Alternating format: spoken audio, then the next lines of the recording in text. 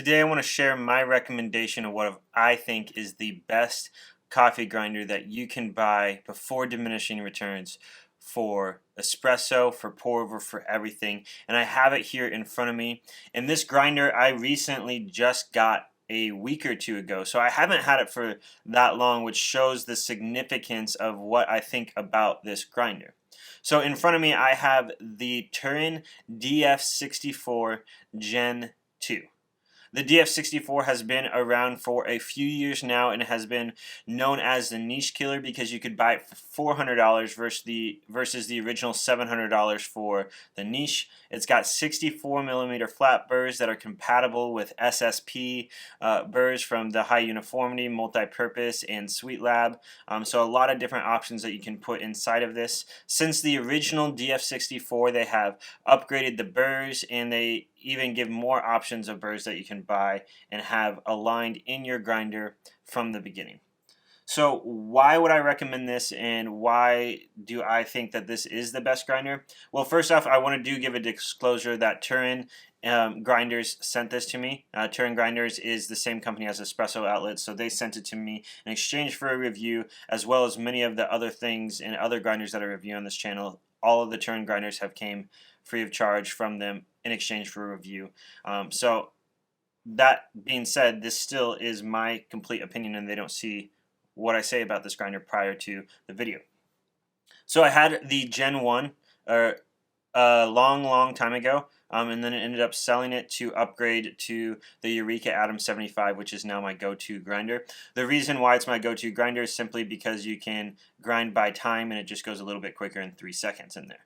However, that's a $1,400 grinder, not realistic for everybody to purchase, and honestly I wouldn't recommend for everybody to purchase because it kind of depends on your needs as a consumer of coffee. But this grinder, if I had one coffee grinder that I owned on my coffee bar, it would be this one. And the reason for that is because it can do filter well, it can do espresso well. You have a lot of adjustments to grind with, and they have fixed a lot of the quirks that has happened with this grinder that a lot of people didn't like. So out of the box, I felt like it was a good grinder with zero modification that I needed to do. So there's a couple things that this has, and one of this is it comes with this metal dosing cup, and it has a little funnel on top of it. The only thing I wish this was matte black rather than stainless steel or silver, whatever you want to call it, but it does match nicely right here, so that's not too big of a con there. They have O-ring on the outside of this and an O-ring on the outside of this, so you can fit it on the catch cup and you don't have to worry about it rattling or making any noise like that. You can also remove this part and you can grab a portafilter. This is the one off of my Flair 58. You can put that right there. It'll prevent rattling, and then you can put the portafilter and the hooks just like so. Grind directly into a portafilter if that's your workflow, or you can grind directly into the catch cup. With that being said, they changed the button placement to now be slightly on the side here. You can see the white button. Occasionally you have seen maybe some reviews and some stuff posted with a red button. Mine came with the white, so it is what it is. I prefer the white, but the red's not that bad in my opinion. Comes with nice thicker bellows, more so than anything else, with the premium wood top. But you don't have to use the bellows in this, and that's why I love this grinder. It comes with this anti-popcorn piece here, which fits in very nicely. It has an O-ring here, and it just simply prevents stuff from popping out here.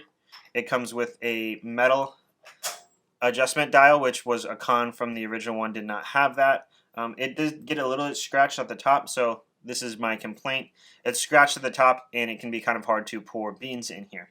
But here's the exciting thing about this, and this is why I love this grinder, is because they've done so much for $400. So I'm going to grab some beans here. I have some light roasted beans from Archetype Coffee out of Omaha, and I'm just going to simply put them in like so. And I have this set to setting 55 out of 90, so about halfway. I could go coarse on this, but one of the things that is unique about this is it has a plasma generator in it which prevents some static. So we're going to watch this grind at a rather coarse or a coarser setting. Maybe I'll just kind of crank it up to 75 there just to give a little bit more example. And we're going to grind, and we're going to see how nice the grind looks.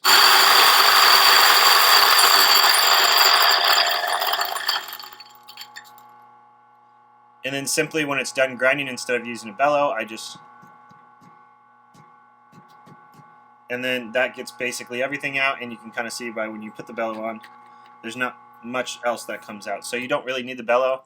Save some counter space, makes it an easier workflow. And you can see that there's a little bit of mess here, a little bit of stuff on the chute.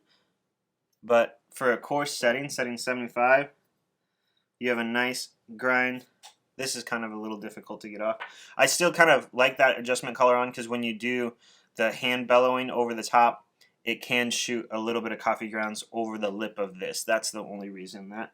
So I guess maybe if they wanted to, they could just like lift this up just a little bit more so you didn't need that adjustment collar. But overall, it still does the trick well, and we have a nice kind of coarser. Hopefully that focuses in on the camera.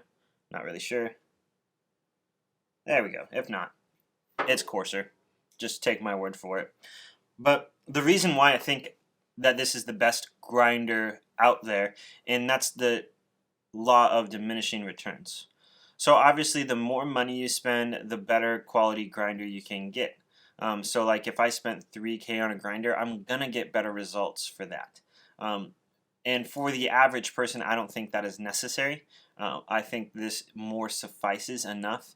And down the road, if you wanted a little bit more of a grinder, you upgrade the burrs to SSP burrs.